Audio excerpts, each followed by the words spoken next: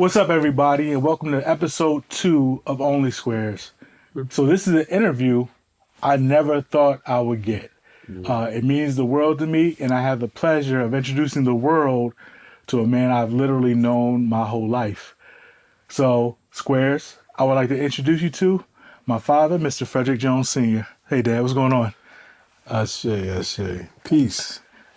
So, I want to start with some icebreaker questions, some things to get the mind lubricated. Question 1. When you say the alphabet, do you see the letters? Interesting. Of course I do. So you see them as you say them. Yes. Question 2. Throughout all your travels, what is the best thing you ate? And what is the worst thing you ate? You don't have to name the country. Best thing I ate. That's a hard question because when you're used to variety, everything has its own distinct characteristic. So it's hard to say that it was better. It's hard to say that one was better than the other because they're different. And I often say that different don't mean better. Right. Even though that's the way we think. Right. We kind of think of those. So that's kind of a hard question for me to answer. Just get the brain lubricated, a little bit of an icebreaker, you know? You used to ask me hard questions like, did you do it?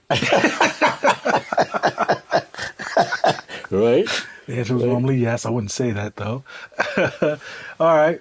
So let's get started at the very beginning. Like, who was your mother? Who was your father? How did they meet? Well, that's a most recent discovery in terms of my father. But my mother was a young lady. I know she had me at 20. I know she had her own struggles in terms of her own identity and finding her place in life. You know, and with that being said, I looked at her as a person that always sought to be the better version of herself, even though she made she made mistakes along the way too, like all of us. Facts. You know. Yep. So in terms of my mother, that's the person that I saw. That's who my mother is. She had 11 kids. Prior to having 11, she had 4 boys, me being number 3. And out of us 4 boys, we kind of had a bond. I think I learned what brotherhood is based on the relationship I had with my brothers, the 3 of us. And she kind of oversaw that. Always tried to do better for herself. That's why I said she always sought to be a better version of herself, physically and mentally as well as spiritually. You know, those are things that I witnessed. So when I look at her, I learned from her not to be judgmental because she was an example of someone who was on her own journey trying to find her way, you know. And so all of that is in retrospect. And that's not, I couldn't say that in my youth. Right. But as I look and rehash those experiences now, I can say that about her. And when you say physically, mentally, spiritually improving, grandma worked out, or like, was it a diet thing? Like, it was a diet thing. She was always a reader, always read, you know, so she looked to improve her perspective on things. She got into Christianity. She was a Christian, you know, evangelist as she went out into the world.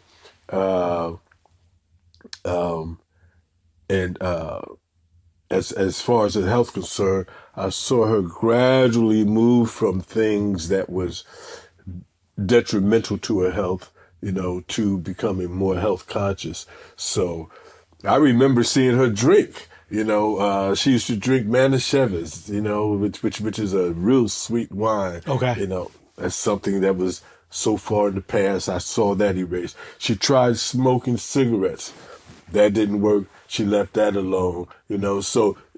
She tried going to the party. She tried the bars. None of that stuff worked. So you could see her moving from things that just didn't fit her spirituality or the person she was. So when I say mentally, physically, and spiritually, I've seen her go through the stages, go through the phases, which goes back again to a better version of herself. Constantly seeking that. So I can see how that was passed down. But before we get to your love of reading and how you passed that down, what are your earliest memories of childhood? So you got 10 siblings. Do you have a favorite? Right? Like, who was the one that you ran with the most when you were young? The one I ran with the most was the brothers that were, as I said earlier, my mother had 4 kids before she had the other ones, which was the 4 males, me being number 3 of the 4. Then she got married. Now, when she got married, she had 7 kids within that marriage. Okay. They are Davises. And me and my 4 brothers, we are Joneses. Okay. And I think I had more of a bond with my brothers, and that was largely due to the fact that when my mother got married, my stepfather, which I would call my stepfather, I don't think that he catered to our needs, the 4 boys. I don't think he catered to us. In terms of raising us, she met him at a bar, met him over a drink. When she moved from that, as I said earlier, constantly looking for a better version of herself, when she moved away from those things, he continued in those things, and so there was no meeting of the minds there between the 2 of them. So, whereas he would still drink to the point of intoxication, where he would still gamble, where he still want to go to bars and things like that, and then come home, at the end of the day when we were in bed and what have you. The only interaction that I really had was with my three brothers. Okay. So that's why they were more, I felt closer to them. Those are the ones that I confided in. Those are the ones that I, did activities with. Those are the ones that I, fantasized with, It's so it wasn't any one particular one. It's just that group. Yeah. That group. Yeah. Do you think now in retrospect, do you think he knew how to cater to the boys in terms of raising them? Like, no. Do you think it was it wasn't even the skill set he possessed? No. I don't think he could. As I look back at it, he had his own issues. His issues was powerlessness in the world. Yeah. He was beat down.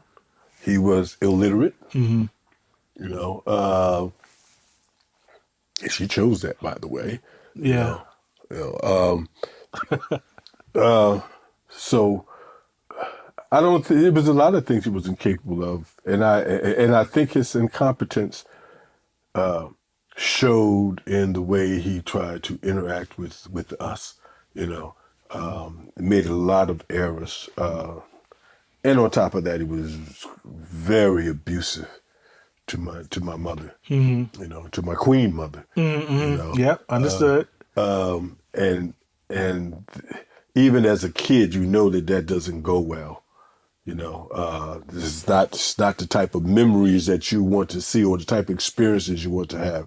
So as a result of his not being connected, no, I don't think he got it.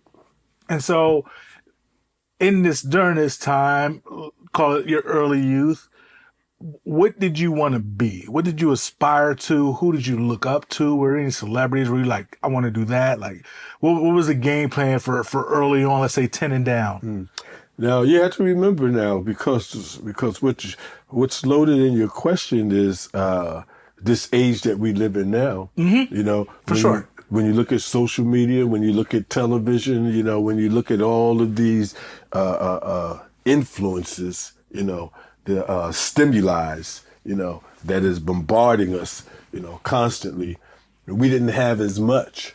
Okay. You know? You had one television, you know, and that sat somewhere in the living room or, you know, someplace where people could gather together. You didn't have multiple televisions where people could, you know, everybody got their own little space or their cell phones or what have you. So none of that stuff happened, you know. Were you the remote? Huh? Were you the remote for the TV? There you go. There you go. And sometimes the antenna, you know. You know, but yeah, we didn't have the thing. So when I look at role models, your role models came mainly from your direct experiences. So in that regard, there wasn't any role models in the home. And when you looked outside the home, which was the neighborhood, you know, you look in the neighborhood, that was a different flavor there. You know, you had to try to make sense of what went on outside the home. You know, my brother, one of my brothers gravitated to the street. That's where he got his role model. That's where he brought in this information about Milan Karanga. You know, he was very militant, turned out to be very militant. Giving me a different perspective of the world, giving me a different perspective of religion, you know. So those things came from outside, but it came from my brothers, you know. Who were already in your group. Yeah, who were already in the group. So, you know, so I didn't kind of get that from outside. I know going to school, there was necessarily no role models there. It was just a place where I know I had to go. I had to be there. Like a duty. Yeah. It was a duty, you know.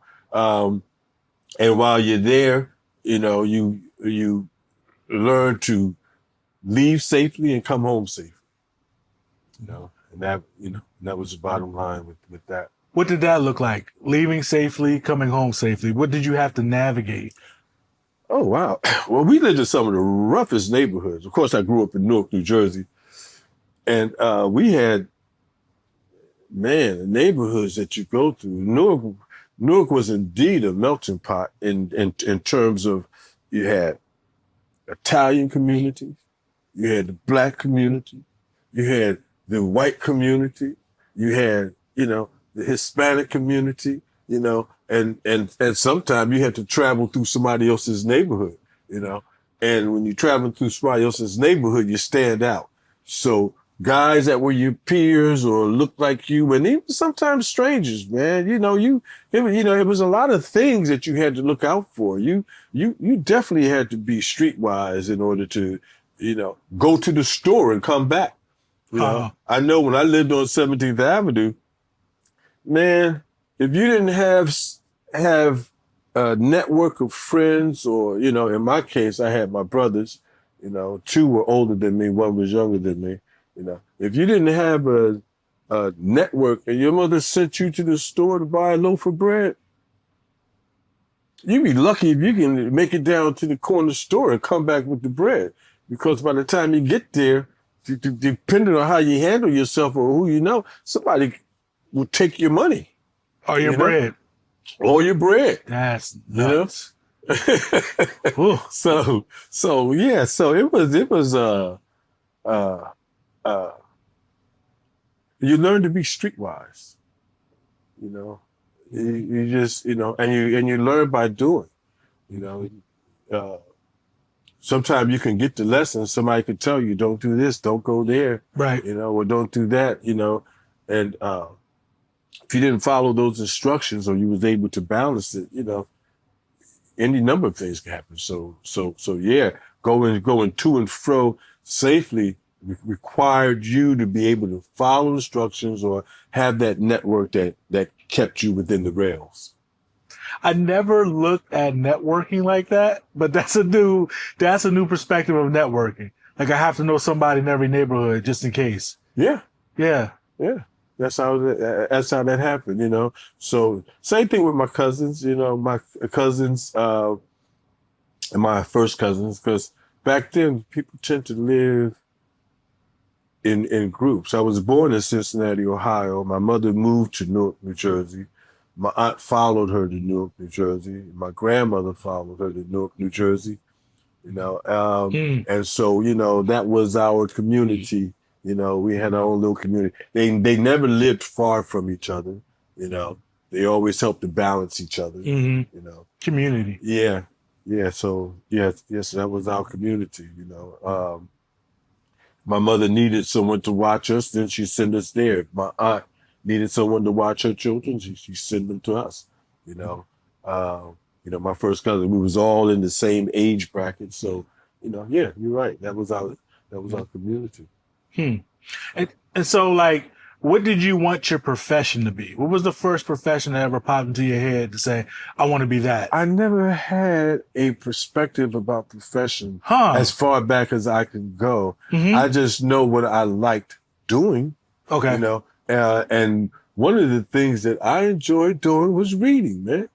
You know, and I think I probably got that from the role model of what I saw my mother do. She was fascinated by the printed page, you know, and so I became fascinated by the printed page. She would read the newspaper, sit down and tell us stories about what happened in the news, you know, so, you know, she was our storyteller, our griot, you know. And so, so I learned to emulate and pick up on that. I remember one Christmas she bought me a blackboard. I had a blackboard with some chalk, you know. She bought me one of it was considered a computer then. It was no more than a round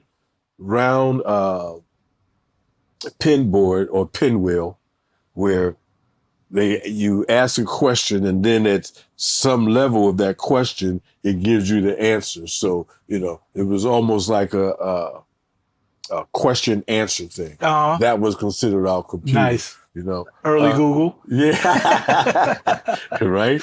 So I was always fascinated with learning, man. I've always been fascinated with learning, and even to this day, I still am. And I've concluded that you'll be learning all your life. Life is a lesson in and of itself. Even when you think you know,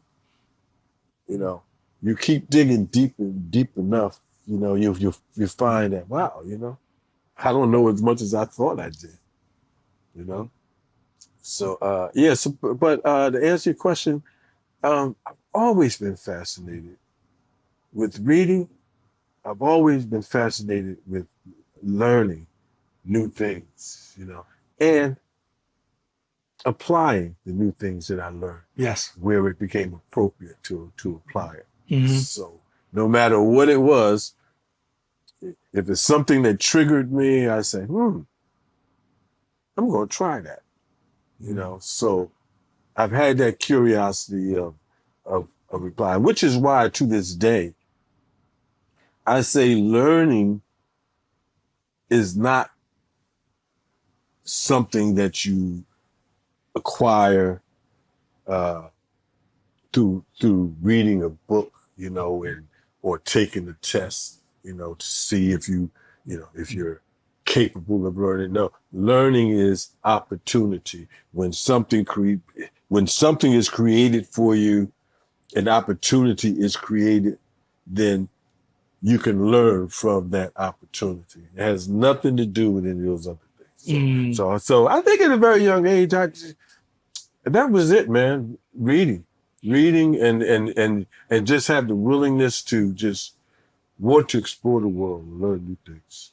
That's a big revelation, and it also shows a sense of evolution because, raising us, I could always remember having a profession in mind, right? Like I want to be this. And so to hear you say, I didn't even have the concept of a profession. Like it was just, I knew what I liked to do. I didn't have a concept of profession. It really just shows the evolution of family and then implementing things you learn into like the next generation, which was your children. The here's was, I didn't have a profession. Like, no, I just know what I like to do. Yeah, because we didn't have that. I wasn't exposed to that. I wasn't exposed to profession. Huh. Yeah. I came up from a family where, again, my mother raised children. That's what she did. She was a homekeeper, and my stepfather just wasn't there. Now I could have became a professional alcoholic. Yeah. You know what I'm saying? I could have became a professional woman abuser or something like that, because these are the things that I was exposed to. But I didn't have that exposure, and so, I could have became a preacher because Right. that was something that stood out in the community. My mother was in the church and professional singer, because that's something you saw, with the church comes the singers and the people with the best voices. Wow. Like, so, doctor, lawyer, pilot, engineer, right? Exactly. Like those things were like foreign concepts, like because you didn't see it. Exactly. It wasn't there. So my dream was not set in that thing. However, on the other hand, if we look at this from a spiritual level, we tend to go with things that we gravitate to. So even though I liked reading, I did not know that reading would lead me to where I am today. I didn't know that journey, that the beginning of that journey would take me where I was going, So was that destiny? Was that fate? Was that something that was supposed to happen? And this whole idea of profession, what is that anyway? Other than a job, Basically. Yeah, and you can prepare a person for a job. I mean, that's easy. Children of doctors are more inclined to become doctors. Right. Children of lawyers are more inclined to become lawyers. Because they're exposed to those things. Doesn't mean that was their inclination. Doesn't Right. mean that that's what their aspirations was. But because they were in that environment, then that's what happened. Pressure over time breeds conformity, right? That pressure over time makes you conform to That's that right. mold, whether That's you right. want to be in That's that right. mold or That's not. right. That's a good example. I guess neighborhoods, in a sense, are kind of the same way. Depending on what neighborhood you grew up in, at a certain point in time, it becomes irrelevant about what you wanted to do or how you want to present in that neighborhood. You kind of have to fit in at a certain point in time, or continue to try to thrive under that pressure. But that also points to something that Dr. Asa Hilliard said about the difference between being trained and being educated. Okay. Education is a very strange thing. Sometimes we use the word education and we have this blanket meaning, of what is educated. And he made a distinction between the two, as far as being trained and being educated. And an educated person is self-sufficient, independent, and know how to do things for themselves. They troubleshoot. You do not have to go to college to be educated. You do not have to go to public education to be educated.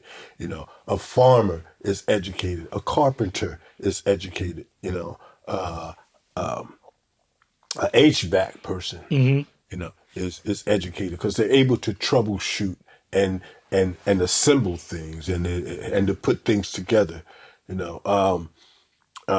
But training is different. Training is you're only able to do what you've been shown or instructed to do. No leeway. That's right. That's right. You're like within rails, and you stay within them rails, We like to think of a principal as being educated, but when you really look at all of his training in schools, he's more trained than he is educated. He stayed within the rails of the policies and the procedures, and he can't think outside that, and he can't think outside that box. A good example of Dr. Asa Hilliard's example there is, how do you make a sheepdog a sheepdog? Okay. And he said, in order to make a dog a sheepdog, you first take it from his family, from his mother and brothers and sisters, and you put it with the lamb. And like the lamb, when he gets hungry enough, he will go over to that sheep to feed himself. And once he begins to taste the diet of that sheep, he looks at himself as no different than those lambs. And after he gets a certain age, the owner will take him and train him in the things that he wanted to do. The dog learns to be reliant on his master for all his needs, his shelter and his food, and when he gets ill and what have you. And even though he leaves tracks like a dog, barks like a dog, wags his tail like a dog, in his mind he thinks he's a sheep. That's how the training goes. If his mother or brother tried to come anywhere near those sheep, he would treat them as if they were the enemy, because he sees himself as no different than those sheep. So when you look at our process of training and education, or training, not education, in our society, we go through the same process. We're taken at a very early age. We're put into these institutions, daycare, public education, college, however you want to look at it. We're fed a certain diet as to how we should think. Shakespeare, Da Vinci, Michelangelo. Absolutely. Right? This is art. This is literary perfection. This is genius. Got it. These are inventors. Exactly. And you learn to stay within those rails, and depending on how well you can recall, we say you're smart. Ooh. You're intelligent. So when we look at that and we look at how we come up, most of our coming up focuses more on training us how to merge into society than it does teaching us how to deal with society. It's like the lack of desire or ability to innovate makes you trained. And when you have that desire or ability to innovate, then you're educated, because I can apply these principles universally no matter what situation I'm in. But if I'm just trained, once you change a variable, I'm stuck like, oh. Exactly. What do I do now? What page should I go to? The situation's not perfect. Exactly. You didn't tell me about this one, so let me see. Let me go back to the index, no, table content, no, what page is that? You can't figure it out. Like you said, you're stuck like Chuck, But coming up in the neighborhoods, you learn to be educated because you learn how to deal with those variations. You understand what I'm saying? Mm-hmm. Going through that neighborhood, as you mentioned earlier about being safe, going to and fro. That was your education, Learning how to interact with people. That was your education, what I call streetology. Mm-hmm. You learn to study the street and how to navigate, how to make it there long before you get into these schools and they have a certain diet for you, because the diet, when you really think about it, the diet in schools does not fit the reality that we go back to when we go home. Oh, yeah. Two different things. Right, you know? right. So if you don't learn to question these things, if you don't learn to troubleshoot, you would think that you can go to school and learn conflict resolution and go out in the street and talk about What you call me? conflict resolution. Now, guys, look at that. Okay, let's see how that works. You know? It won't. It won't. That's a good point. Yeah. That's a great point. The diet doesn't fit the actual environment, right? No. So it's like being in the desert and being vegan. Like this doesn't match. You're gonna have a hard time out here. You know. I'm telling you, you might die. Yeah, for sure. You know, for sure. From starvation. So yeah, the reality of what you experience, if you can't make the adjustments to your survival or your thriving, you know, then all that other stuff, that diet that you was given is useless. And we really see that because even to this day, we got people spending 12 years of their life in school and coming out, and they cannot troubleshoot.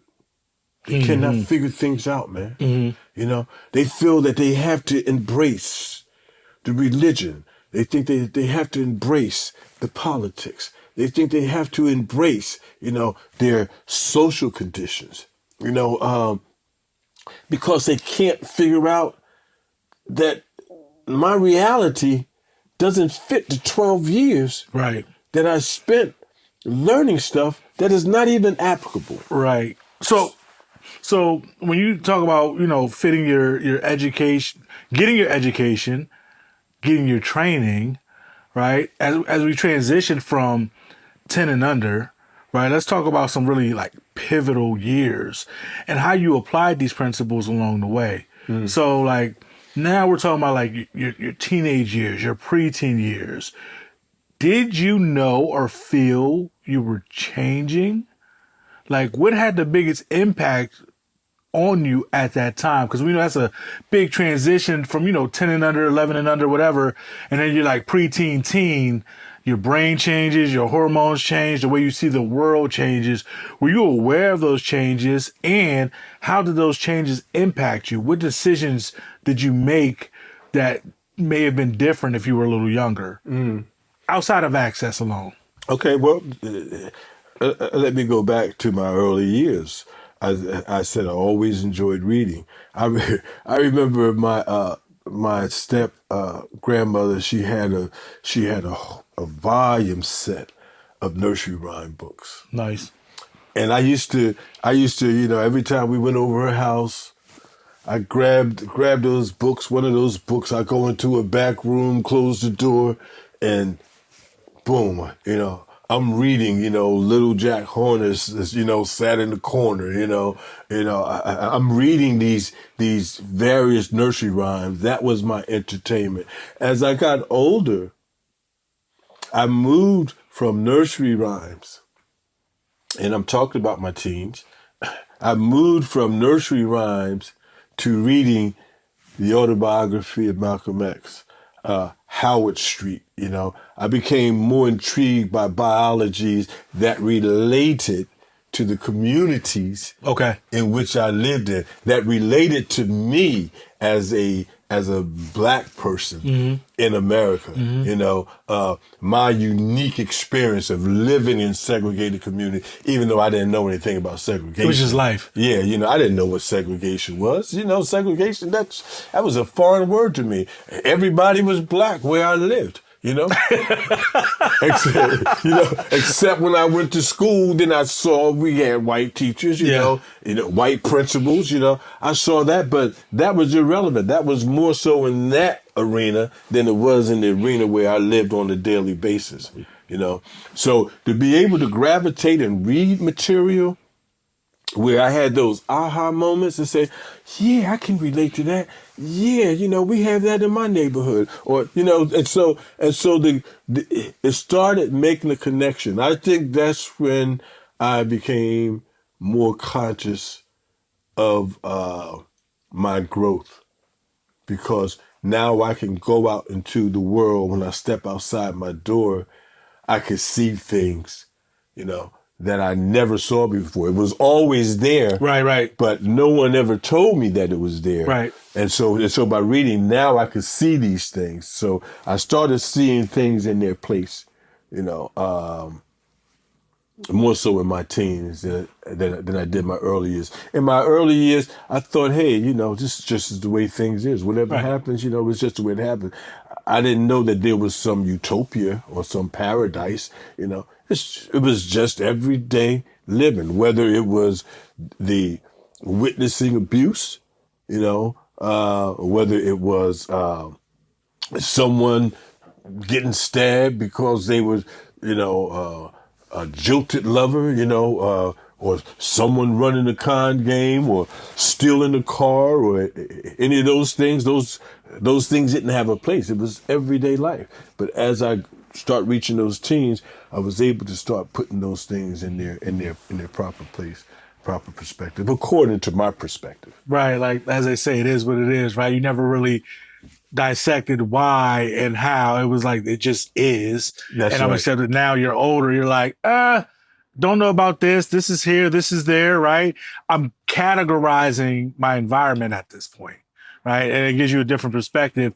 But when you, in retrospect, if you can even tell, how did you feel about that? Like, once you start putting these things in categories, did that make you angry? Were you just accepting of it? How did that make you feel? And then how did you act out that emotion? Well, it gave me clarity, number one. Okay. Because I didn't see it before. It's almost like somebody turning on a light and all of a sudden you see where everything is, So it gave me more clarity, and I realized, for instance, the autobiography of Malcolm X. When you look at the context of how he described his environment, I lived those things, I know exactly what he's talking about, So, it gave me some clarity as to where I am, Okay.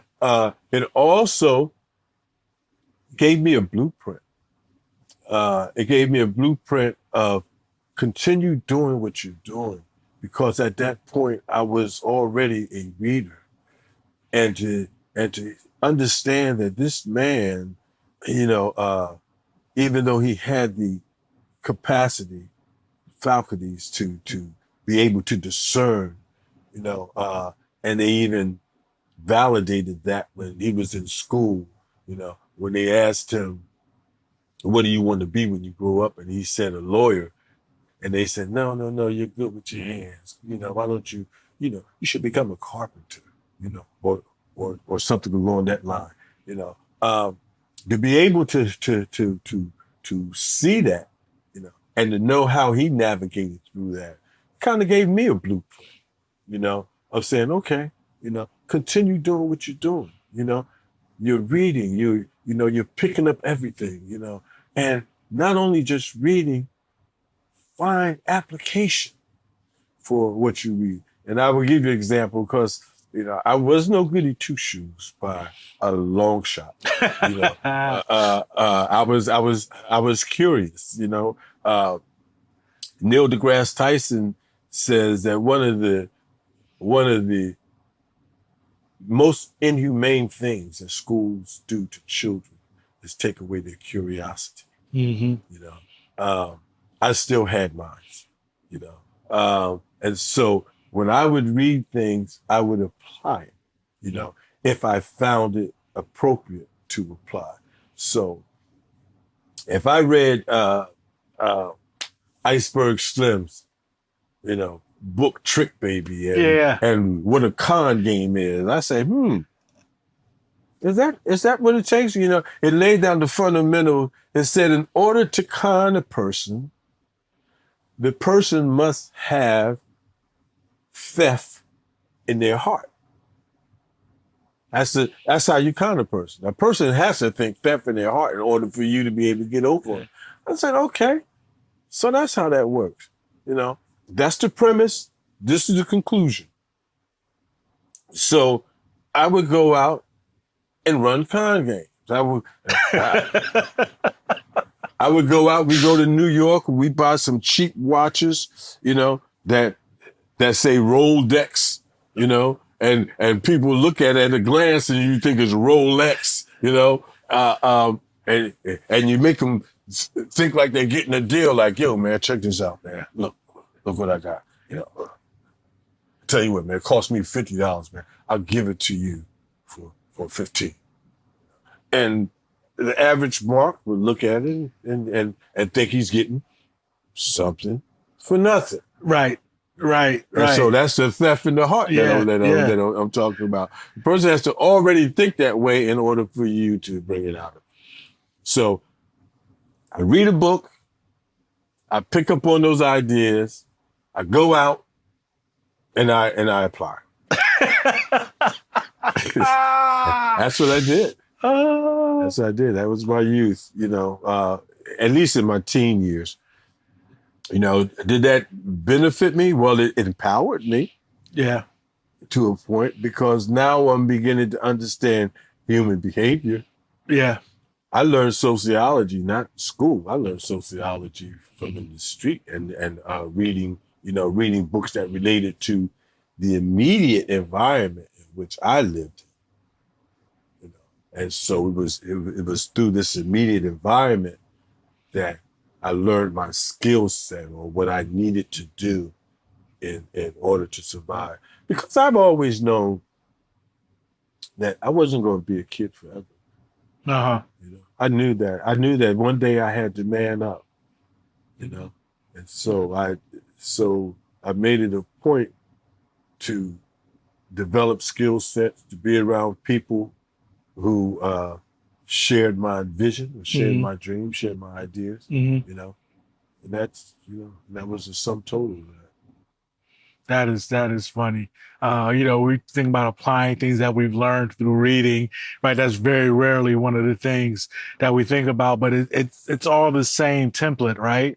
You read it, you're intrigued by it, it worked for them. How can I apply it to me? That's right? And that's how you do anything really. And especially if you're trying to get good at it, right? But then the curiosity factor is, you know, it's not because I'm looking to hurt you or be malicious. I just want to know if it works really. Yeah. You know, like, and that's the, you know, being an older brother, I've tried some things on my younger brother, you know, absolutely. I just want to see if it works, you know, like, so I get that 100%. So you're applying things that you're learning. What you're reading has changed. And so it's, in a sense, it kind of opened up the world for you then, right? Because it seems like prior to that point, the world was Newark 17th Street, right? Like, that's what I know. That's the world. You start reading other books, you start getting to categorize the world, and the world expands because now this man, Malcolm X, has an autobiography, and it's like, well, his world seems like my world, so the world has to be bigger. And so did that make you want to explore more? Did you start to venture out more, or were you still like mostly neighborhood-based due to whatever, right? No, I think I ventured out more. I ventured out more because first of all, I started enhancing my vocabulary because, you know, I saw how he did it. So I said, okay, let me work on my skill set. And I used to go up in my room, and I had an SAT. I was only about 7th, 8th grade then too. I had an SAT college preparation book, and I would go through the vocabulary, you know. I would write down words, write down the meaning of the word, you know. Later on during the day, I'd come downstairs and I would use them on my mom, you know. Apply it. Yeah. And she would look at me, boy, what you talking about? You know. And I got a chuckle out of it, of course, you know, because I know, you know, I'm just trying to work with it, you know. But I went from that to becoming more expansive in my reading. So I was aware of James Baldwin. I was aware of Richard Wright, or some of the books that they call classics to this day, you know. I was aware of Man, Child, and the Promised Land, which was another good book, you know.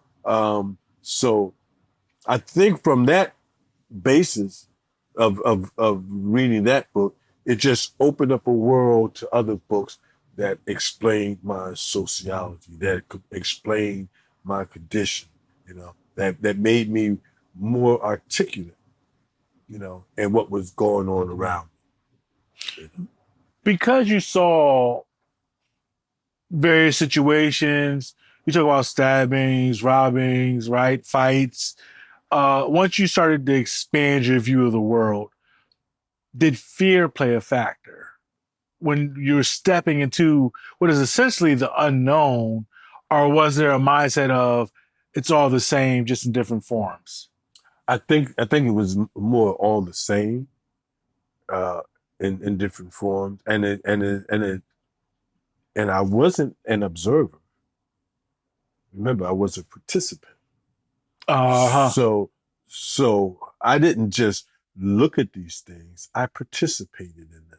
You know, and so I became that juvenile delinquent. I was that juvenile delinquent. You know, matter of fact, they put me in juvenile hall. You know, because of the impulsive things that I used to do. Matter of fact, I remember the first time I got locked up, it was for loitering. We was just standing on the corner. They had opened up a brand new Geno's. That's what they called it then. You know, later on, I guess it became McDonald's or whatever, but it was a Geno's or Burger King. I don't know what it was, what it evolved into, but that's what it was called. And we were just standing on the corner, and the cops came, told us to get off the corner.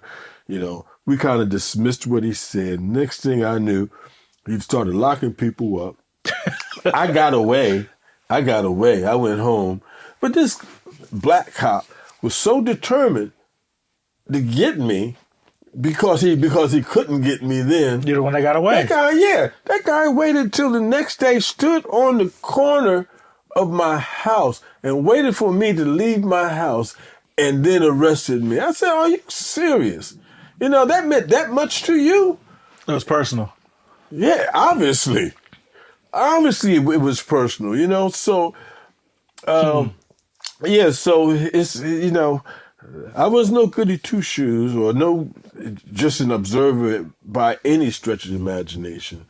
I participated in things, you know.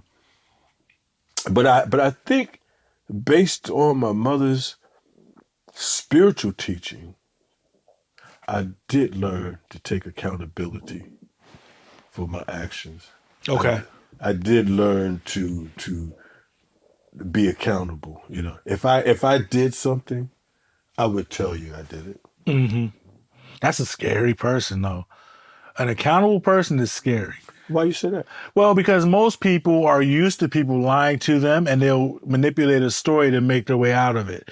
It's different when a person says, "Yeah, I did that." It's just a different feeling because you're not used to it. It's the unknown at that point, right? It's the unexplored at that point. Most people, as soon as something happens, even if they're the sole individual involved, there are so many other factors that go into play before they say, "Well, I could have done X, right, better." An accountable person's unstoppable because they know what happened and they know how to avoid it the next time, right? So that's why I said it's scary because, you know, they're used to people say, "Did you do it?" "Well, I did it, but," and then a person, Yeah. and full stop. That's why I said that's scary. Not scary in like a frightening way, but it's like, oh, because now I don't have anything to dig into. It's over. That's right. It's almost like somebody looking to entrap you, I think is what you're saying. You know, you're not leaving me the pleasure of entrapping you. You just go ahead and you just saying it right out. It was me. Yeah. Like, okay. Yeah, it's like you're taking away my fun, you know? Yeah, I wanted to have fun by just, you know, using my strategies and techniques to trap you up, but you just went right on out and said. And this wasn't in my training. Yeah, exactly. Yeah. So, like, going back just a little bit, you had this experience with loitering, right? Prior to that interaction and you being in the streets, being a participant, Was there a difference between the black cops and the white cops in your mind? Did you expect leeway from the black cops, or were they all the same? They were all the same. Actually, some of the black cops was the worst, especially growing up in Newark, man. I remember my mother called the police because my stepfather whooped her ass. And the police came, black cops. They came, roughed my stepfather up, looked at my mother, sized her up, and then tried to hit on her. Yeah, it's like, man, you're supposed to be coming here to administer justice. Yeah. You trying to flirt and get your groove on now, So, and I've heard numerous occasions there in Newark, 17th Avenue, young people, teenagers, some of them right there on the block, getting shot in the back, by police because they was fleeing, because they were running. I've heard stories of how the police would take people from the neighborhood, take them down to the precinct, and they would take a telephone book and put on a person's stomach as they strapped them to the desk, and they would hit the telephone book so they don't leave any bruises, or handcuff them to the radiators, some vicious and torturous things that they used to do to people from the neighborhood. So that was my experience in terms of police officers. So, and actually, if you look at the history of Newark, that's what sparked the Newark riots. Okay. The Newark riots were sparked by police brutality, So, no, it didn't matter. It didn't matter whether he was a black cop or whether he was a white cop, Italian cop, it didn't matter. They were all the same. Okay. That's good insight. I mean, I've heard it before, and it's always like, how much of this is hearsay, how much is experience, right? But also realizing if I'm hearing it, I only need one interaction to confirm it, to say all those rest. They may not be true, but they're at least plausible, right? Because I've seen it at this point in time, right? It's not outside the realm of possibility because I've actually witnessed it now or experienced it now. So that's why I asked that question. Yeah. And there was some experience too where my brother Stuart, because he was the radical, he was the militant in the family. One day we were standing on the corner. This is when we moved from Newark to East Orange. We were standing on the corner of Main Street, and it was late. It was late at night. I forget what we had intentions on doing. And the police rolled by. And the police said, "Y'all gonna have to get off this corner."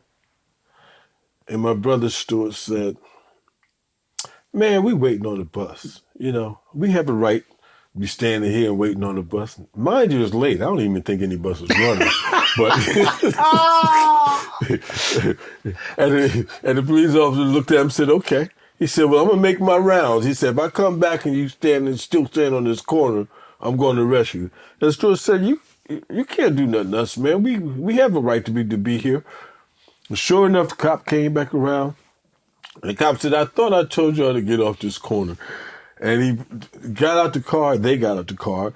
They put the handcuffs on my brother, but it's the way they did it that infuriated me, because I knew they were just being overly aggressive with him, and they put him up against the hood, and it's almost like they tried to put him in the car without him bending down his head to get in. It's like they're just going to shove him in the car, and it infuriated me. And I said, "Man, get your hands off my brother." I said, "You wait till the riots come." The riots had already happened. I said, "You wait till the riots come." I said, "We're going to get you too." And cop turned around to me. He said, "What you say?" And I tried to backtrack what I just said. And he said, "You get in the car too." And they handcuffed me and put me in the car. And you would think that they're going to take us to the precinct. That's not what they did. That was not the first stop. The first stop was in the back of a supermarket parking lot. And when they did that, I said, "Oh snap! Yeah. We in trouble now." My hands cuffed, we sitting in the back seat. Stewart's on one side, I'm on the other, and there's a cop right there in the middle of us. And the cop turned around to me, and he said, "Now, what did you say you was going to do?" I said, "I ain't say nothing." And he elbowed me. And I forget what they did to my brother. I can't quite recall what they did to my brother. They didn't really hurt us. I think they just really wanted to scare us because we were, juveniles at that time. And so then from there they took us to the precinct, had our mother to come and get us, and told my mother what happened. And she went to the captain and said, "My son," and the officer said, "Ma'am, we can't put our hands on children. We're not allowed to touch children." I said, "You lying?" They said, we can't do that. So and then we left. But those are the relationships we had with police back then. And that was a personal experience, in terms of the relationship between the youth and the police officers. It's so like, now it's like, due to the way you lived earlier on, you were so protected, right? But your curiosity gave you that ability to participate. So now you're seeing like a whole other side of the world. So like, as you approach, let's say, the end of your schooling years, like, what was the game plan? School didn't fit.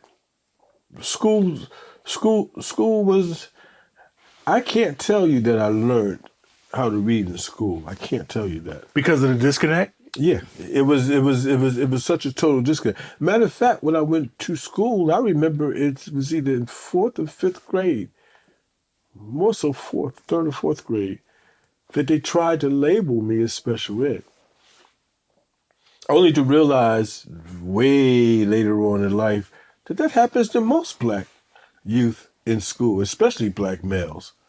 There's this tendency to label us as special ed. It does not mean you don't have the capacity to learn. It's something that you don't fit into their idea of what a student should be, so therefore it must be something wrong with you. You're not playing the game the way we want you to play it.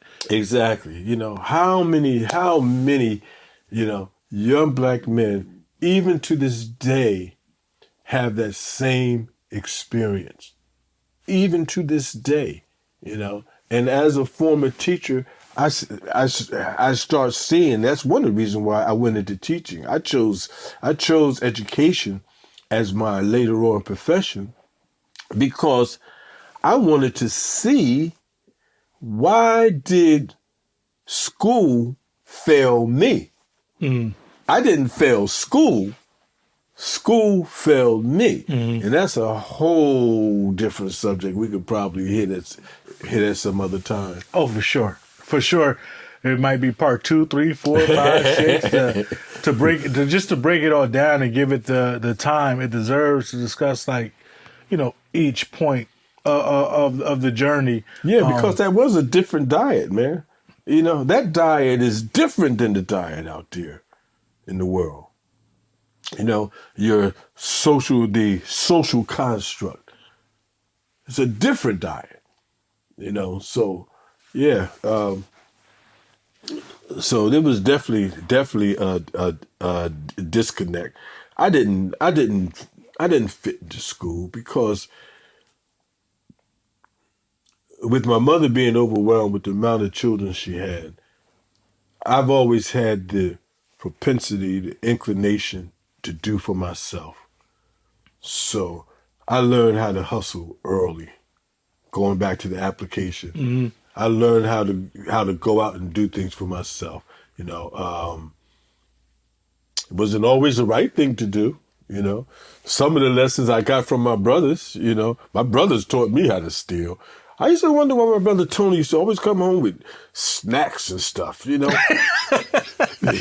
Making no money. Jelly rolls, yeah. You know, the packs of cookies and stuff, man. You know, man, where you get that from? He said, oh, I bought it. You know, I didn't know. I remember my brother Stuart. Stuart took me at a supermarket one time. We was going to steal. I didn't know what stealing was. My first time, you know. And he said, Rick, he said, you go inside, you go over in the candy aisle, and those big Hershey bars. He said, you take it and you stick it inside your pants and cover it up, and then you come out. I said, okay. He didn't tell me to look to see if anybody was looking at me.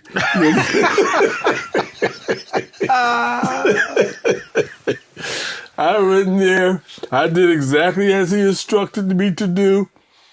And the manager or the store security grabbed me, and I started crying the blues because I knew I did something wrong, you know.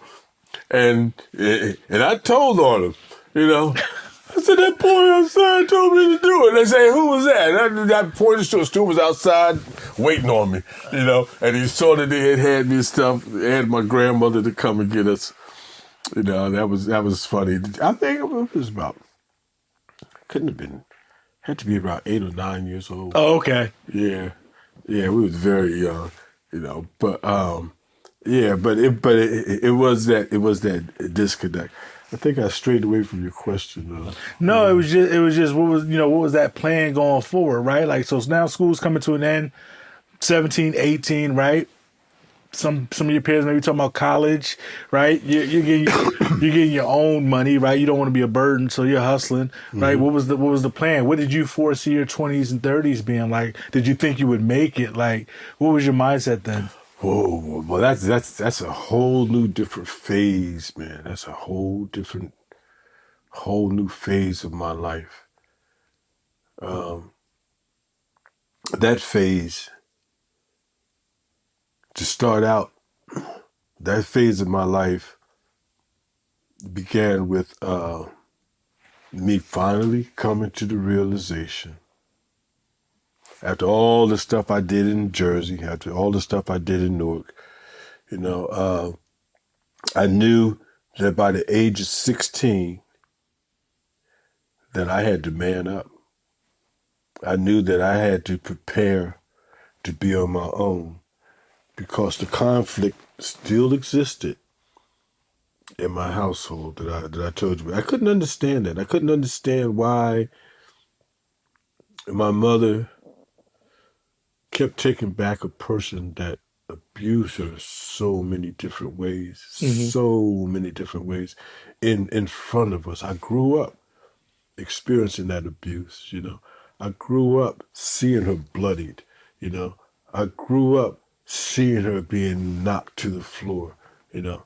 I grew up, you know, seeing where the meals that were brought in for us to have, it was the children that brought it in. It was the boys that brought it in. It wasn't him, you know. And I couldn't, wow. You know, and I couldn't understand why she still embraced him, you know.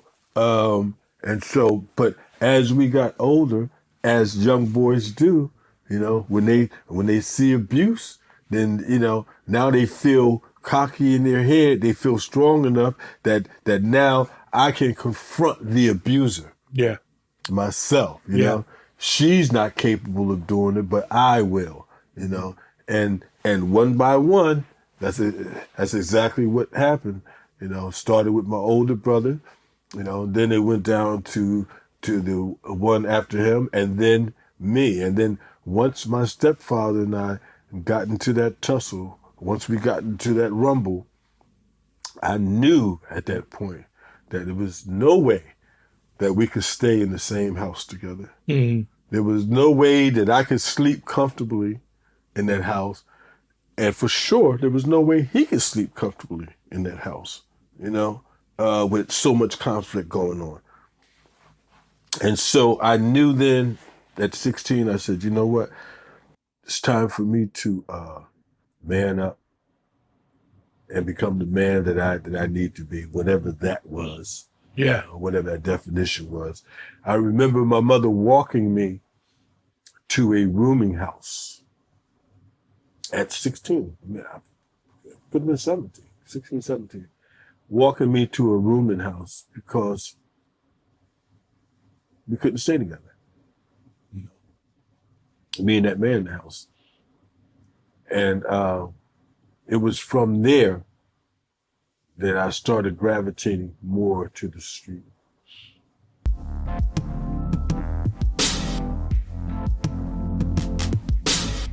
All right, welcome back, Squares.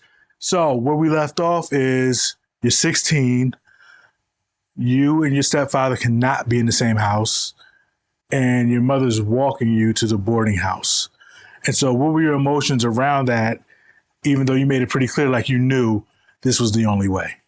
Well, it was pretty clear that at that point, if I wasn't the man, I better learn quickly how to become one, because I knew that I would be on my own. As my brother said, we were children with a man's mindset. And that's kind of how it was.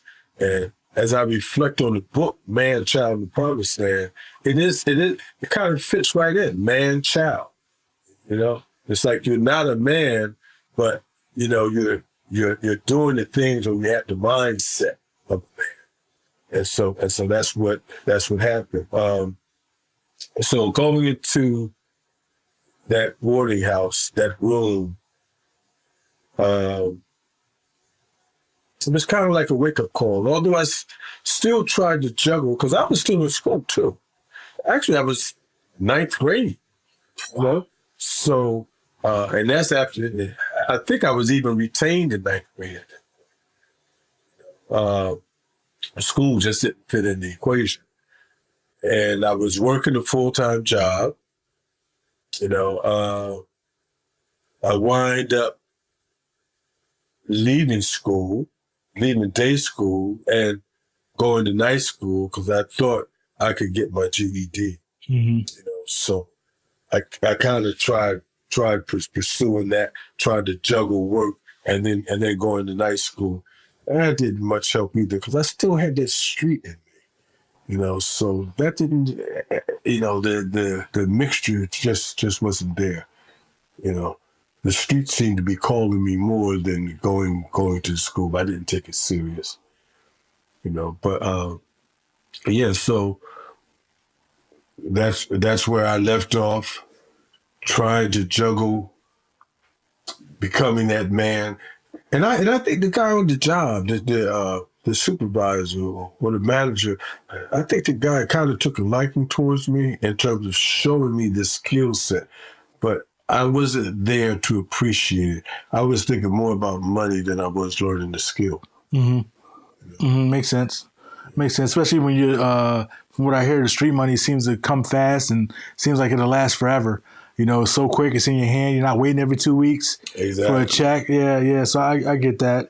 I get it being in you, and I get the allure of it too.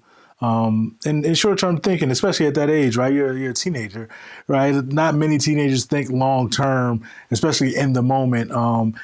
Also considering the circumstances you were in, right? Most 16-year-olds are still in the house with their parents, right? Our parent, right? But they're with a parent at some point.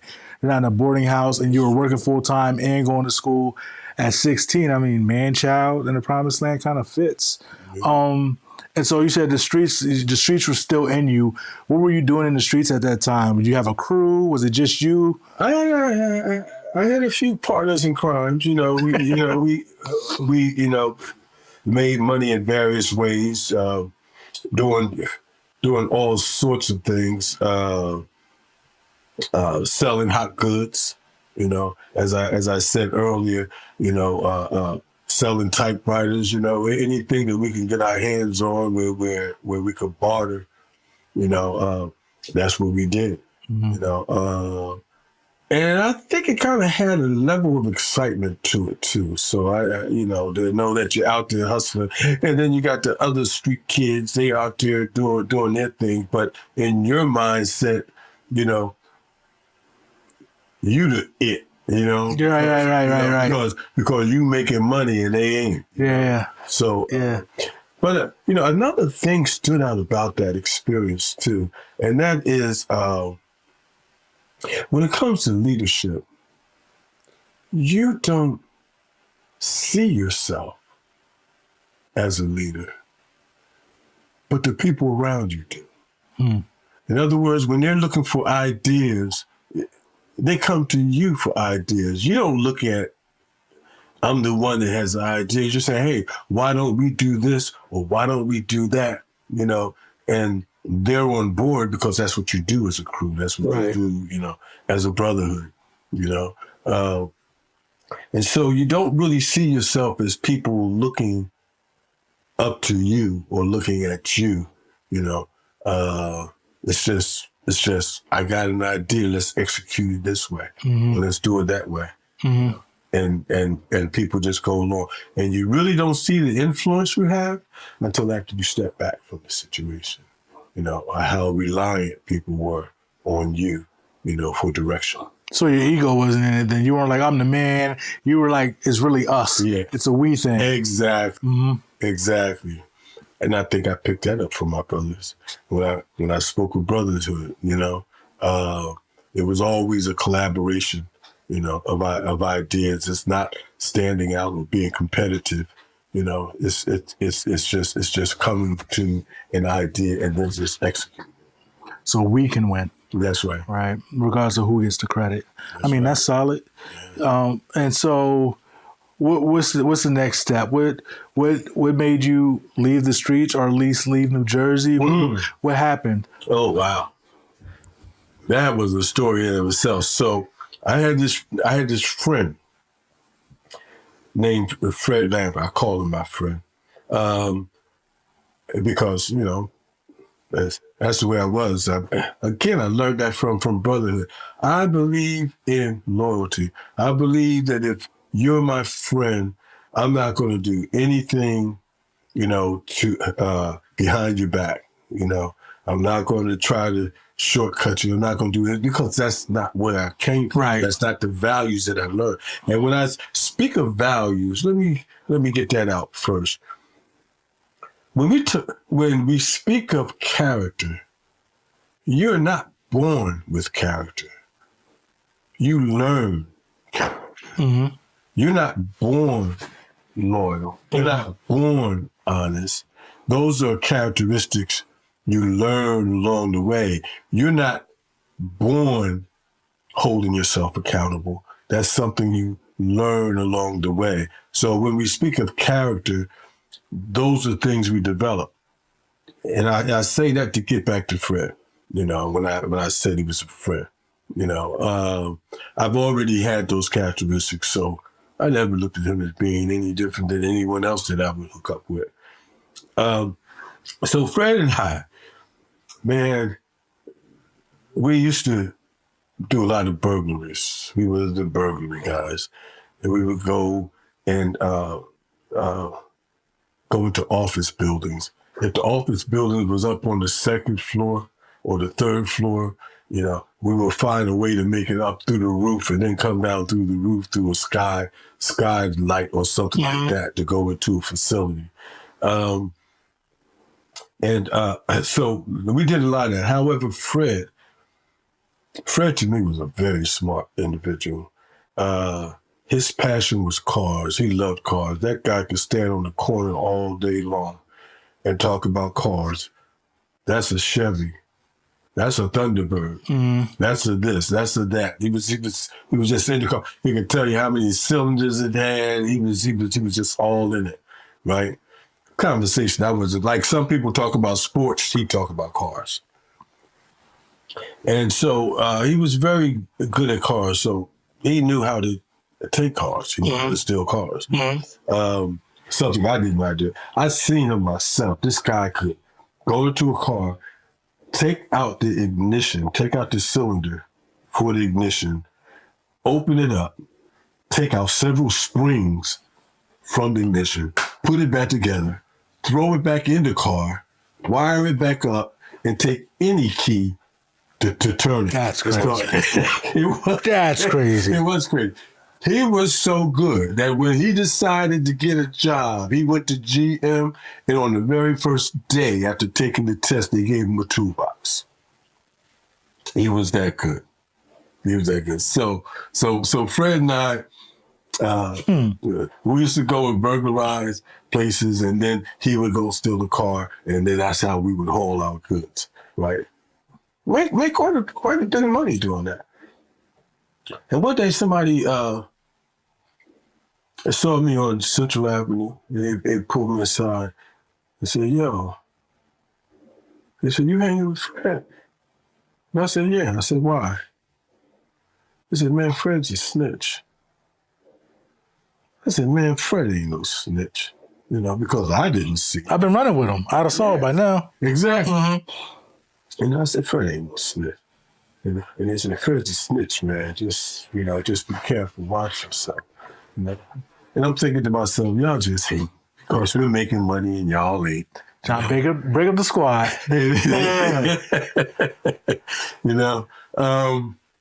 And so one day, Fred and I was going to do a job.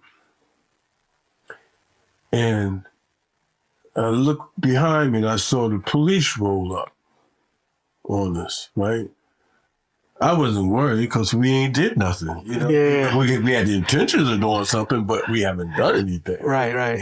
So when they rolled up on us and made us get in the car, it was in the back seat. And it's when we was in the back seat, Fred started singing. He started telling about who's selling drugs and stuff like that. And I looked. I said, "Damn. That's true." Twilight's little moment. Yeah. Wow, Fred's a snitch, And so after that, when I got out, I don't even think I said anything to her. I never even commented on it. I never made a comment. But it wasn't long after that, maybe about 2 days or so. Could have been a day. I'm not sure. I went to go do a job, set up a job, and I was looking for Fred so he can get the car and we could transport some goods, and couldn't find him that day. Now, of all the days that we were together, I was able to keep touch with him, and couldn't find him that day. So I said, "All right, I'm gonna show him. I'm gonna go ahead and just do this job and then, dangle it in his face. Yeah. Look what I did, man, and you wasn't even there, And so I went on ahead and did the job, but I got my brother to transport the good for me because he had a car. And the next day, I was on Central Avenue and someone said to me, hey, man, you hear about Fred?" And I said, "No, what?" They said, "Man, Fred's in the hospital, man. He's in a coma." And I said, "Wow." I went to his house, to confirm that with his mother. His mother thought that I may have had something to do. I could tell by the way she looked at me. Because what happened was whoever was with him, they had shot him up with some battery acid, and they gave him Tuminars in these capsule forms to eat out his throat. And then took his body and threw it out in front of his house, in front of his residence. Yeah, so, and that's what his mother told me. His mother thought that he was just drunk or intoxicated, and she took him and picked him up and brought him inside the house. But it was at that time he was comatose. Oh. And then it was just a matter of a couple of days he passed. And when he passed, I was really traumatized by that because I was that close, to being with him that day. Right. And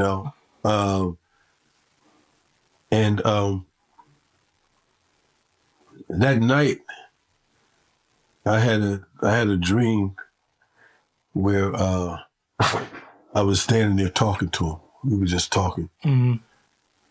And he's, we stand on the corner, he's talking, he's waving his hands, and I'm like, wait a minute. I said, wait a minute, Fred. I said, man, he's supposed to be dead. He's supposed to be dead. And his eyes bucked, and he looked at me as if to say, you're next, you're next. And I woke up from that dream. And when I woke up from that dream, I made up my mind. I said, if I'm next, it ain't gonna be here. Catch me if you can. Yeah. Did you ever think, Because I'm out. did you ever think, looking back on it, whoever the perpetrators were, they made sure you weren't around? Yeah, I can't. I don't know. I don't know under what circumstance he was lured to, do what he did. I can't speak on that. It could have just been a question of timing. Mm-hmm. Mm-hmm. I don't know. I don't know. I don't know. I can't speak on that. I don't know. But that's when I decided that I was going to leave Jersey and try to sort out, because it didn't seem like things were working for me. I was out in the street hustling. Mm-hmm. I wasn't in school. I already dropped out of school. Right. My job, that was inconsistent because I didn't show up every day. I took off days and stuff, and things just wasn't stable. I just wasn't in a stable place. So I thought that leaving would kind of give me some focus and some stability. However, it didn't, because that's when, when I left, I came to Harrisburg, but I came to Harrisburg looking for a change, but I didn't change the person inside me. Wherever you go, there you are. That's true. That's true. I didn't change the person inside me. So when I came to Harrisburg, I said, "Oh, look at this place." Same thing. I'm going to run ramrod around this spot, And sure enough, that's what I did. I came here. I mean, I brought all my hustle with me, doing anything and everything. I was selling jewelry. I sold jewelry. I would go to New York, Hawk Jewelry, Fifth Avenue, wholesale, bring it here to costume jewelry. That's when they had the Black Power type of stuff. You had the earrings, that had the fist. The continent of Africa. Yeah. All that good stuff. It was attractive. This should go from bar to bar selling that, And then, we had a little case. I met a friend. His name was Boo, Robert. I forget his last name at this point. And we used to, because that's what he was doing. I just got in on his hustle. Okay. And then, I saw the money that could be made, selling this jewelry, and we did pretty good. Then we went from that to doing things illegal, start selling illegal drugs and stuff. Then, I got into the drug thing. Then I went from that into sticking up the drug dealers.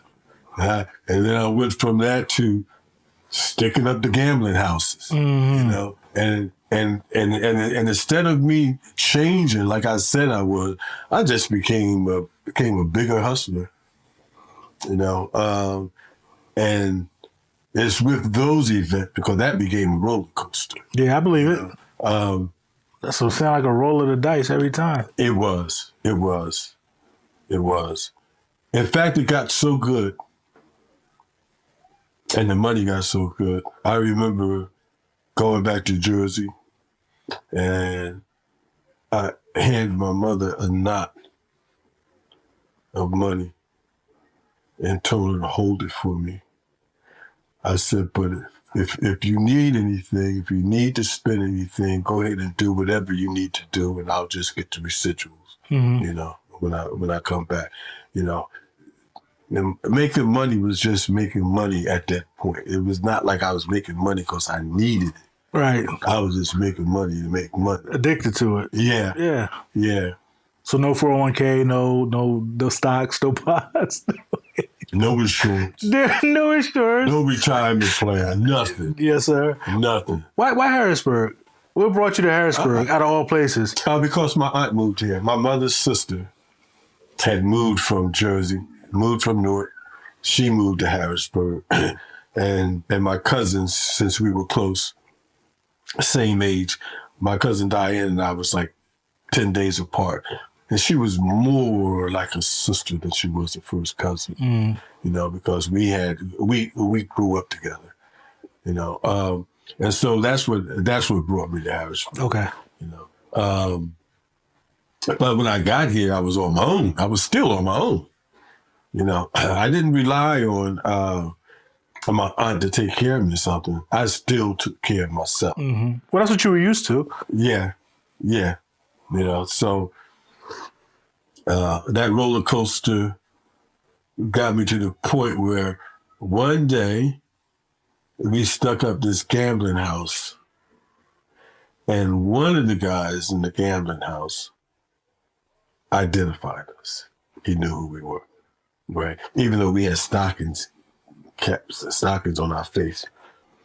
And after we stuck up the gambling houses and took everybody's money and their guns, you know, we took all this stuff. And they came looking for us because the one guy identified. And we was at my friend's boo. We was at his girlfriend's house. And we heard a shot outside. And we heard a guy scream. And found out later that it was a misidentification. They thought they had Boo. They thought they had. Oh. And they called out his name, and the guy getting out the car responded, and they just shot him. They didn't kill him, you know, but you know, they shot him with a shotgun, so he had pellets and stuff in him. So it was at that point that my name came up, and they were looking for us. And when they were looking for us, somehow they found out where I lived. Because Harrisburg, let me tell you something. Harrisburg is full of snitches, man. Ain't nothing you going to do in Harrisburg that is going to go undercover. Mm-hmm. Nothing. Mm-hmm. You know, I didn't know that then. Yeah. You know. And, so they came to my cousin's house. I was on my way out. I knew that it was getting hot. So I went down to Greyhound Station with bags. I was going to go back to Jersey, you know, and because the bus was coming late, the bus was going to show up late. I still had about 2 more hours to go. I decided to go back to the house and wait. By the time I went back to the house, and I had my brother's friend, because my brother used to be in the Black Panthers, and one of his friends, which was another Black Panther member, who later on became a police officer himself, you know, he was with me. He was trying to escort me, help me out. Okay. We went back to the house. When we went back to the house, I didn't pay any mind. By the time we got on the stairwells, I could see that the house was occupied by police officers. I said, oh, snap. And I tried to turn around to leave. And one of the detectives said, halt. And I said, wait a minute. I said, I got to pay the cab driver. And as I went to touch the door to reopen that door, because he was upstairs, I was downstairs, I heard a shot. Pop! And I felt something go through my back on the angle and lodged right in my thigh.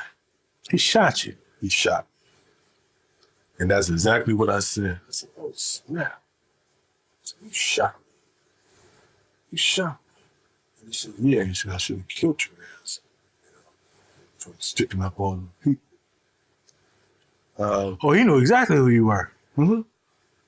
Yeah. And so that turned into my sentence. What did they charge you on? Robbery? Oh, yeah. Several. Several. And it was those robberies. And I confessed to him. That was that accountability piece. When I talk about character, because as I look back, if I would have denied whether they had evidence or not, if I would have denied what I did, would that have made me a better person, or would that have made me worse? Worse. I got away with it before. I could do it again. You see it all the time. Yeah. So, to me, and I think I got that from my mother, from her religiosity, in terms of confessing your sin. And the word sin simply means wrongdoing. If you know you did wrong, admit that you did wrong, and take the consequences and move on. And that's it. That's exactly what I did. And so with that, I wound up doing 7 years. State, federal? State. And when I was sentenced, that judge sentenced me. It's like I said, damn, what am I going to do now? I know that one day I'm going to get out and I'm going to be a marked man, I'm going to have my jacket. What am I going to do now? My mind reflected back to my reading. Malcolm X, when he did 7 years, he spent 7 years studying. You should do the same thing. That's what people do. So I didn't know he got 7. He got 7 and you got 7. Mm-hmm. So you were just like, I'll just follow the blueprint. There you go. So during that time, that's exactly what I did. And I think I was in a good place. I was in a good place because I didn't know anybody here. Okay. I didn't know these people. Had I got locked up in Jersey, I'd have been around crews and stuff, people that I knew, who had expectations of my behavior. So there wasn't much room for change other than meeting people's expectations. That pressure to conform. Yeah. Yeah. So being here, I was able to change on my terms. So on my terms, I went in a dropout. I got my GED while I was in there, through getting my GED, some of the administrators took notice of that, and they wanted me to help others with their GED and adult basic education. I remember even helping some of the guys there. One guy, he was illiterate, white guy. He was just totally illiterate, but he was a good person, And he would come to me to teach him, basic sight words, teach him how to write, and I remember I worked with him intensely to the point where he was able to write his first letter home. Oh, that's awesome. To his people, and he got a response. And that was an occasion for him, to hear from his people, and be able to read the letter that he sent. And it did me a lot of good, man. That brought me a lot of, I felt like I was being youthful, like I had some work, and helping somebody else do the same process that I would. I studied hard, I studied long. When people would go out for decades, I only did 2 things when I was in lockup. If I wasn't working out, I was reading. You know, the mind, body, and soul thing, you know, how they work in accordance. I kept those three things balanced, you know, and intact. I didn't change my process. I didn't gamble, didn't sit around watching television, didn't have time for a lot of boastful talking about what I did, Right. you know, and all that stuff, you know, all that ego stuff, you know, to validate my worth. I just went on ahead and did what I had to do, you know, in order to prepare myself for the eventuality of coming out. Mm-hmm.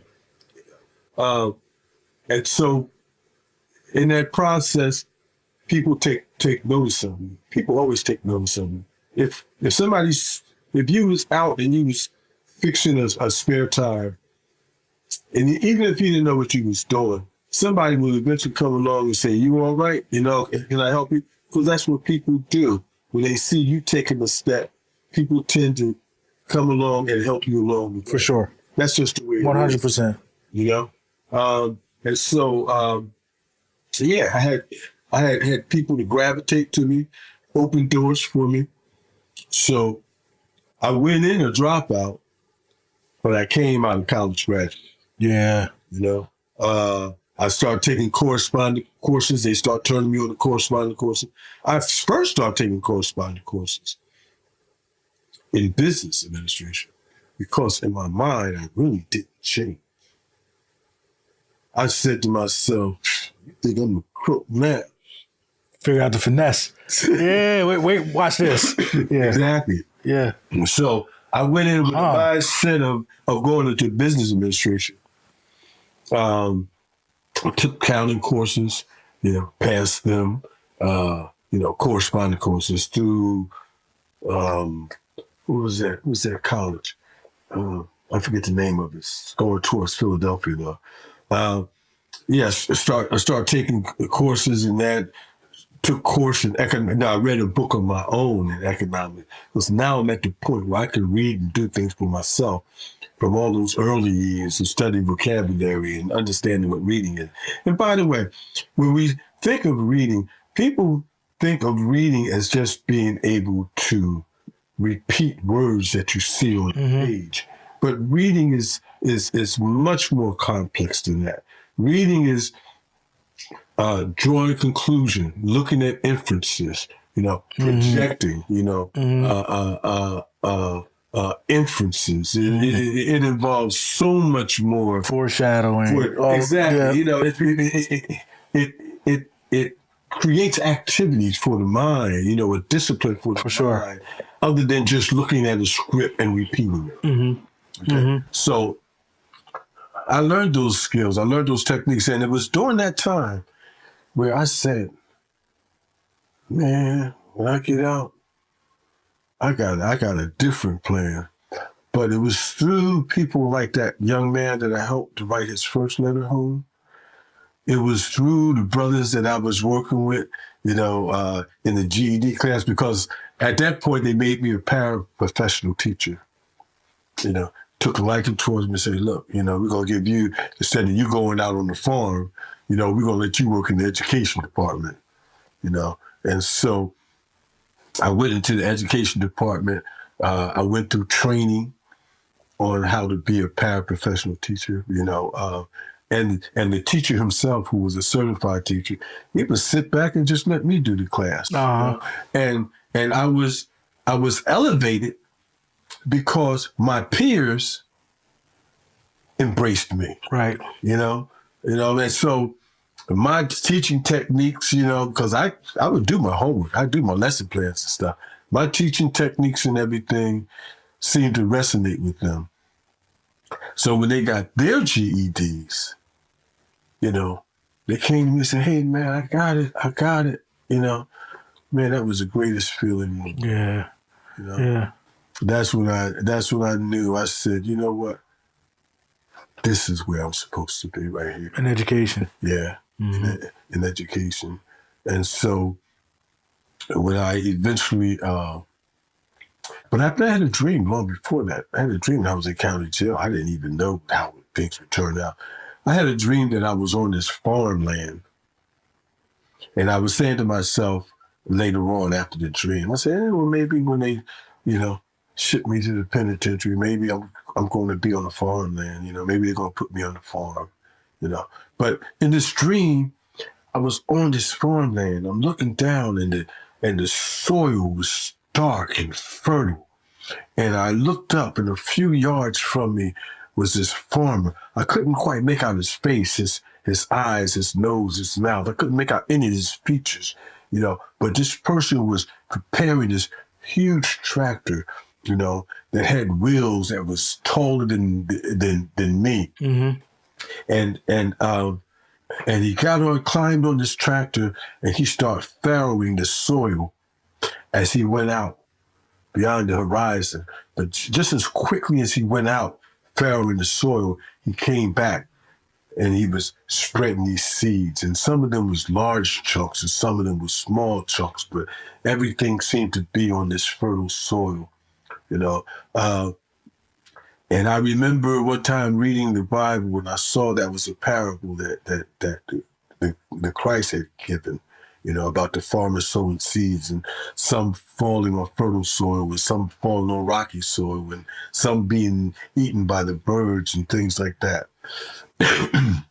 Little did I realize that was my destiny. Mm-hmm. I had no idea that the parallel of that dream would be my journey in education. Mm-hmm. And so as I went through serving my sentence, going from GED to taking college courses to being accepted into Penn State, We are. Yeah. We are. Yeah. The back door. Because I remember at Penn State, man, when I took the SAT, they looked at my scores and they said, "Man, you need college material." I said, "Well, just give me a shot, and we'll see how that works." Mm-hmm. I worked harder than the student that went from elementary to high school to college.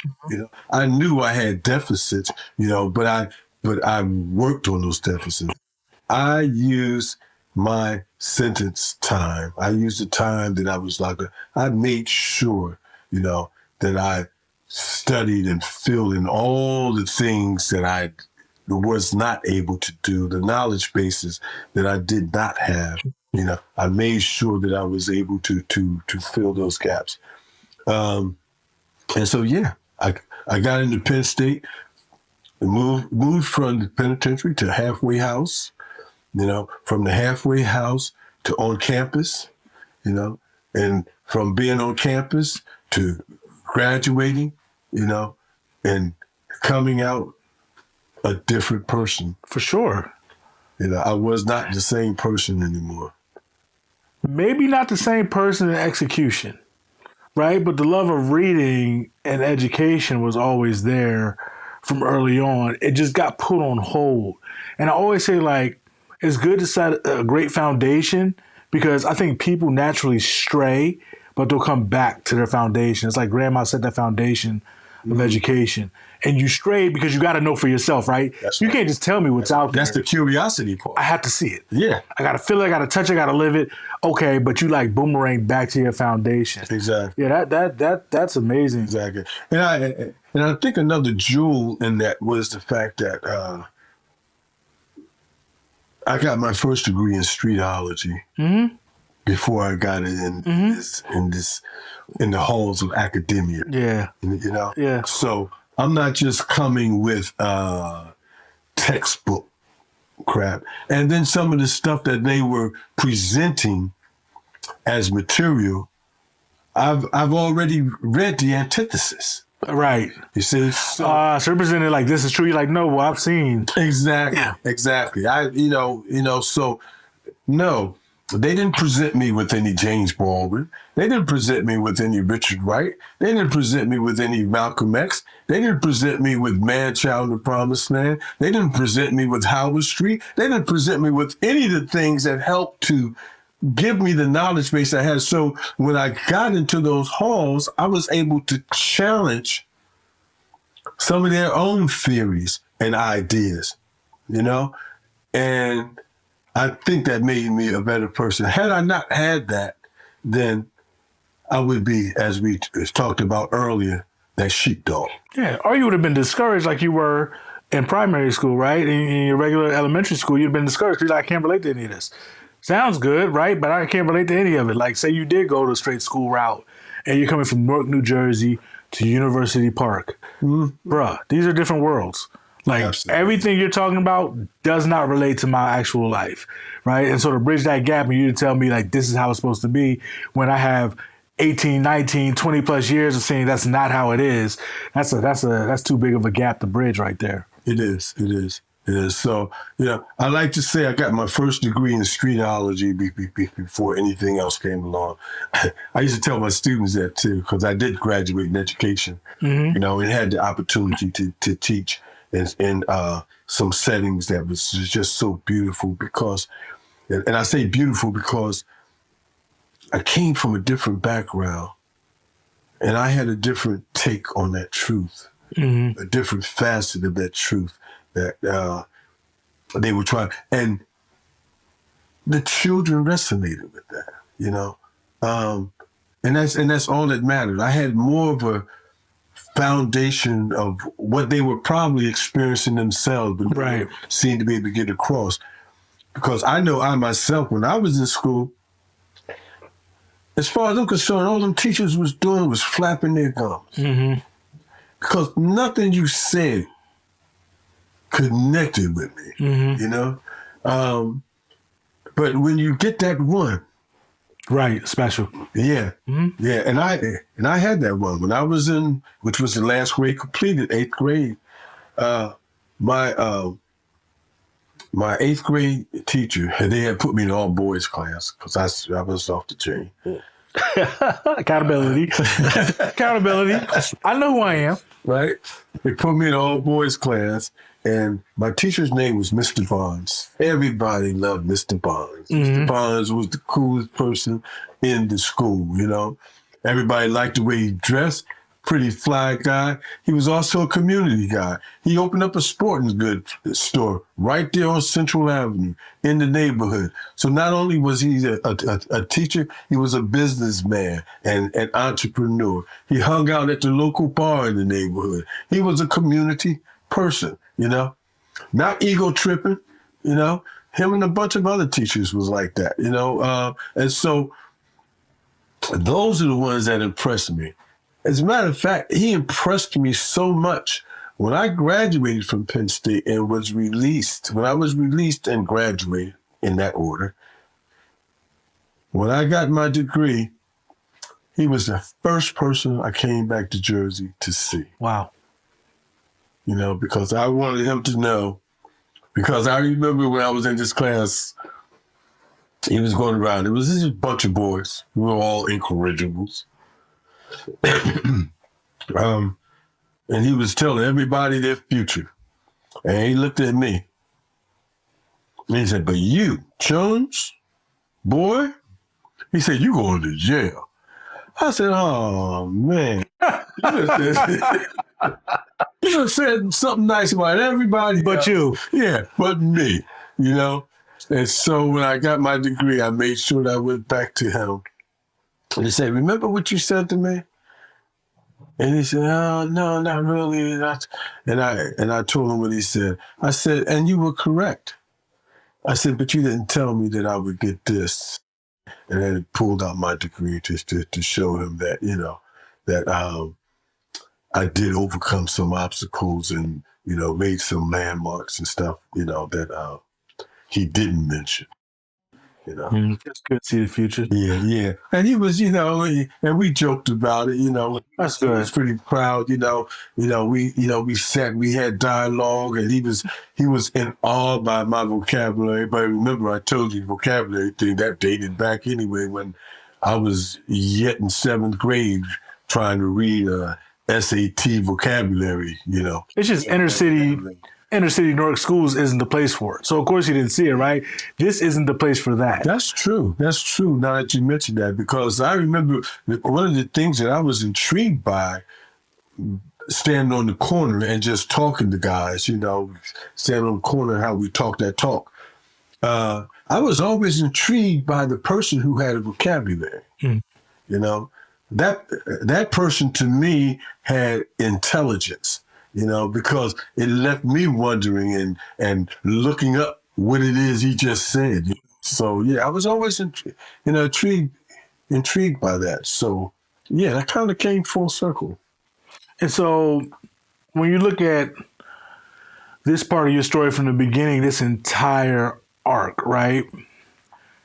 We try to highlight not only stories of overcoming obstacles, but showing people that, you have to make a choice to kind of be square, right? Like there comes a point where you're like, I have to get it together. This quick money isn't it. And I may have to let go of being looked at as cool, right? Or in style and fashion, because I have a bigger goal. What was that moment for you? Clearly, it happened multiple times in your life where you had to make a choice to be a certain way, right?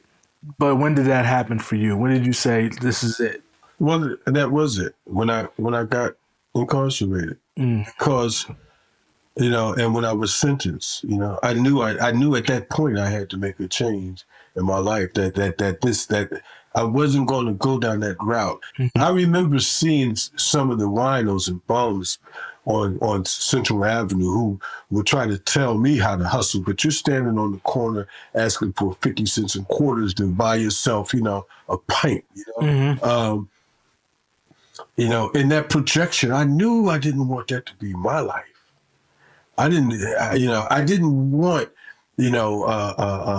being made accountable for my crimes.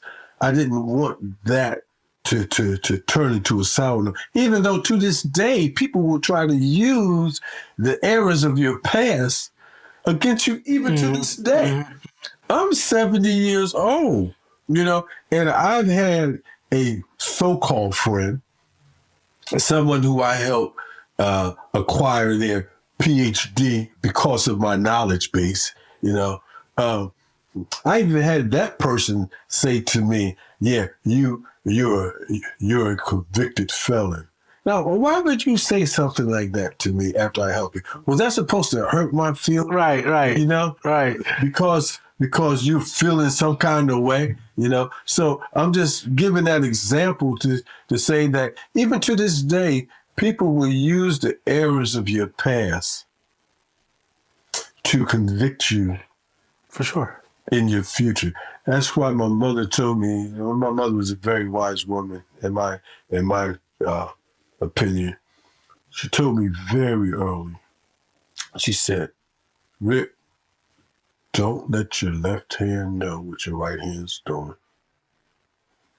So whatever you do, I'm saying, like whatever you do, keep it to yourself. You ain't got to let everybody know your business. You ain't got to let everybody know where you came from, what your steps are, There's some things you keep to yourself because you got snipers around you. You're going to have snipers, And no matter what the intentions of your heart is, they're going to snipe at you any day. Mm-hmm. So you keep things to yourself. So that turning point for me was then. And I tell people to this day, the best thing that happened to me was getting locked up. That's the best thing that happened to me because it was through that I learned what accountability is. I learned what empathy is because I didn't know what empathy was. Right. Right. There's no room for that in certain situations. That's exactly right. Yeah. I lived in an insensitive world. Right. Newark is not sympathetic. Mm. It's not. You better learn how to stand on your own, and learn how to navigate. Because if you don't, it's going to be repetitive. Whatever it is that you're trying to avoid, it's going to be a repetitive action. So I learned empathy from that experience. I learned to focus. I learned discipline through that experience. That experience made me a better person. you know, and statistics bear it out. You know, the data shows that individuals who go into lockup and become educated in lockup are less inclined to become a recidivist. Mm-hmm. Oh, that makes sense.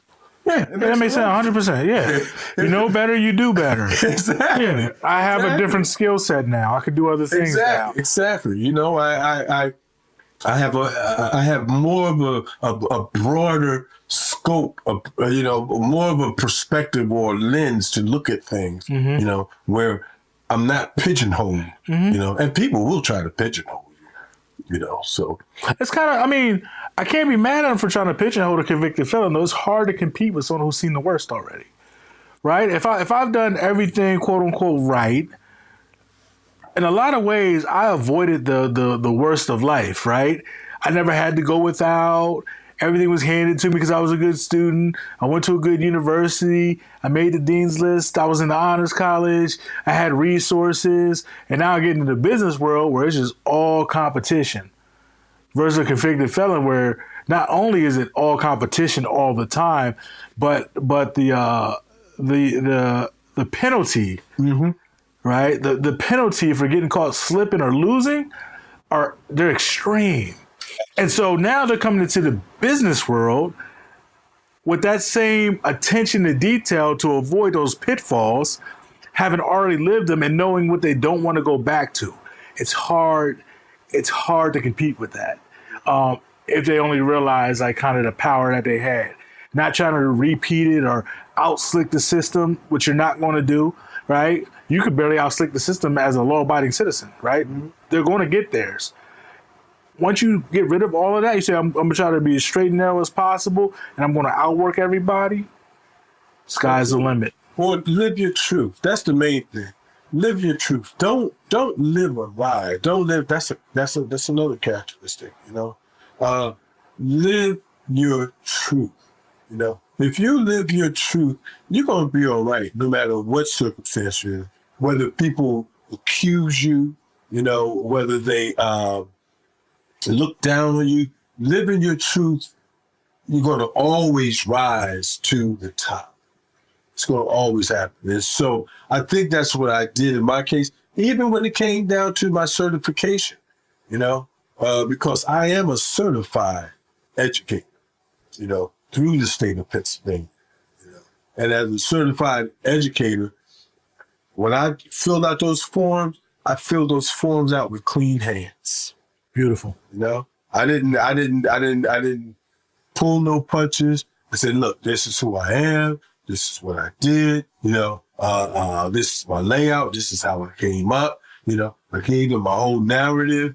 They investigated me like the FBI would investigate another FBI agent who was applying for a job. Mm-hmm. You know, I went through the ring, and every person that they went to that I had any contact with had nothing but good and respectful things to say about me. Why did that happen? Because that's how I presented myself to the world. Respect forward. Yeah. That's exactly right. It's only what's in you that comes out, you know. And so living your truth, you know, when you live your truth, nothing else matters, man. Nothing else matters, you know. I mean, I see what deceptions get. I see what a con get you. Yeah, you may get the bag, you know, but are you happy with yourself? Are you balanced? You know, are you still looking over your shoulders? You know, are you still trying to cover up stuff? My mother would give the example of a man laying in bed with a too short blanket. You know, when he covers his head, his feet is showing. When he covers his feet, his head is showing. You know, so it's that type of exposure. You know, that living your truth, you don't have to worry. That's beautiful. I think we're going to end it there. Living your truth will help you cover it all. Take that with you. We're going to do more because we got so much more to cover that we didn't even touch on yet. So, like, comment, subscribe. Let us know what you want to hear in part 2. All right. Appreciate you guys tuning in. Thank you.